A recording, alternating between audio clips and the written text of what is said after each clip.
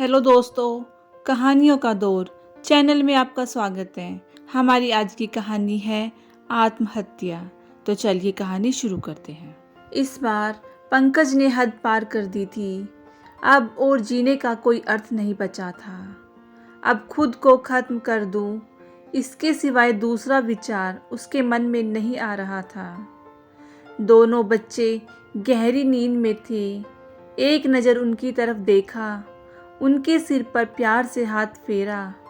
आंखों में आंसुओं की धारा बहने लगी। उसने मन में एक दृढ़ निश्चय किया था। रात के 2 बजे थे।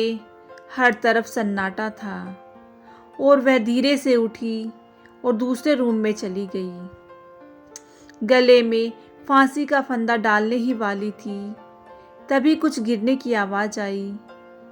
पूर्वी का 2 साल का बेटा जोर जोर से रोने लगा। उसी क्षण पूर्वी की 6 साल की बेटी चिल्लाने लगी, मम्मी, बाबू बेड से नीचे गिर गया, तुम कहाँ हो? देखो ना भाई कितना रो रहा है। पूर्वी भागकर दूसरे रूम में आई और अपने बेटे को उठाकर अपनी गोद में लिया और अपने सीने से लगा लिया। बेटी रोते हुए बोली, मम्मी तुम कहाँ चली गई थी? मुझे बहुत डर लग रहा था। तुम हम दोनों को छोड़कर कहीं मत जाओ, मुझे अकेले में बहुत डर लगता है। पूर्वी अपने दोनों बच्चों को पास लेकर जोर से गले लगा लिया और रोने लगी। दोनों बच्चे उसके सीने से लिपटकर सो गए। रोते रोते पूर्वी को कब नींद आ गई उसे पता ही नहीं चला। काम वाली बाई गंगू की आवाज़ से पूर्वी की नींद टूटी। अरे मैडम, आपने बाहर का गेट खुला छोड़ दिया था।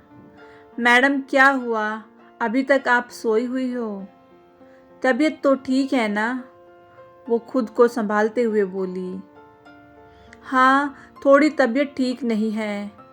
घड़ी में वक्त देखती है तो 8:30 बजे थे। आज तुम्हें आने में इतनी देर क्यों हो गई? मैडम, चौथी गली में मेहता जी रहते हैं ना, उनकी बहू ने फांसी लगाकर आत्महत्या कर ली। 2 बच्चे हैं उनकी एक 10 साल की बेटी और 6 साल का बेटा है। यह सुनकर पूर्वी के कलेजे को धक्का लगा।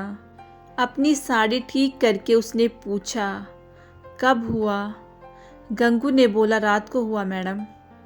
मैंने ऐसे सुना है कि उसके पति के दूसरी औरत से संबंध थे। कमबख्त, अभी तक नहीं आया। अचानक पूर्वी गुस्से से बोली, अच्छा, क्या वह आया है या नहीं आया, उसे क्या फ़र्क पड़ता है? अब वह थोड़ी ना देखने आने वाला है। ये सब सुनकर गंगू पूर्वी के कान के पास आई और धीरे से बोली, मैडम, मैं अनपढ़ गवार हूँ और घर घर में जाकर झाड़ू पोछा करके मेरा पेट भरती हूँ, और आप पढ़े लिखे लोग हो। भले ही मैं आपसे उम्र में बड़ी हूँ, जीवन का अनुभव आपसे थोड़ा ज़्यादा है। आजकल साहब और आपके बीच में जो चल रहा है वह ठीक नहीं है। मुंह बंद था, फिर भी मेरे कान खुले रहते थे। मैं एक औरत हूँ और औरत के दुख मैं भी समझती हूँ, इसलिए मुझे आपको एक बात बतानी है। आत्महत्या किसी भी समस्या का समाधान हो ही नहीं सकता। जिंदगी में उतार चढ़ाव तो होते ही रहते हैं। इसका मतलब ऐसा नहीं कि आप अपनी जान दे दो। मैडम जी, कभी कभी आदमी अपना रास्ता भटक जाता है, पर अंत में घूमकर अपने ही घर वापस आता है।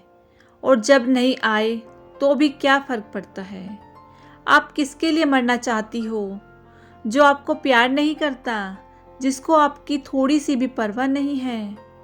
उसके लिए आप जी नहीं सकती जो आपसे प्यार करते हैं, जिसको आपकी कदर हो? आपके माता पिता जो आपसे बहुत प्यार करते हैं, आपके बच्चे जिनको आपकी ज़रूरत है।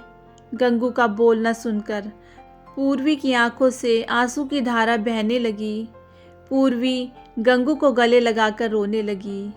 गंगू पूर्वी को पीठ पर से हाथ फेरते हुए सोफे पर बैठाती है और बोलती है, बुरा न मानो तो एक बात बोलूं मैडम, खाली दिमाग शैतान का घर होता है। आप घर में बैठकर फालतू बातों को सोचते हो। मैं आपके घर में काम करने के बाद 9 से 3 स्कूल में झाड़ू पोछा लगाने जाती हूँ। वहाँ की प्रिंसिपल मैडम बहुत अच्छी है। आप तो पढ़े लिखे हो। अगर आप बोलती हो तो मैं आपके लिए टीचर का काम करने का पूछूं क्या? आपका वक्त भी निकल जाएगा और मन भी लग जाएगा। इस पर पूर्वी चुप बैठी थी। कोई भी जवाब ना मिलने पर गंगू बोली, मैं आपके लिए चाय लेकर आती हूँ। और गंगू काम करने लग जाती है। काम निपटाकर बोलती है, मैडम मैं जाती हूँ। उतने में पूर्वी उससे बोलती है, रुको गंगू, तुम स्कूल में मेरे लिए पूछना, यदि संभव हो तो प्रिंसिपल मैडम का नंबर मुझे लाकर दो। गंगू के चेहरे पर खुशी का भाव दिखा। गंगू पूर्वी के पास जाकर बैठी और धीरे से बोली, मैडम मैंने दूसरे रूम में बेड पर स्टूल रखा हुआ देखा था। ऐसा आप कभी मत करना। यह आपका घर है। इसे बचाने को आपसे जो हो सके वह कीजिए।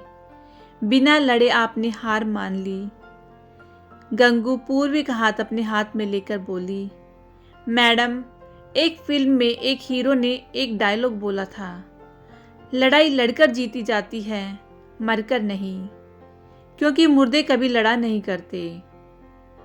गंगू हाथ नचाते हुए ऐसे बोलने लगी। यह देखकर पूर्वी को बहुत हंसना आया। गंगू का बोलना सुनकर पूर्वी का मन हल्का हो गया और उसे एक नई आशा की किरण भी दिखी। वह अलमारी से अपने सर्टिफिकेट निकालने लगी। दोस्तों, पति पत्नी का रिश्ता यह बहुत स्नेही होता है।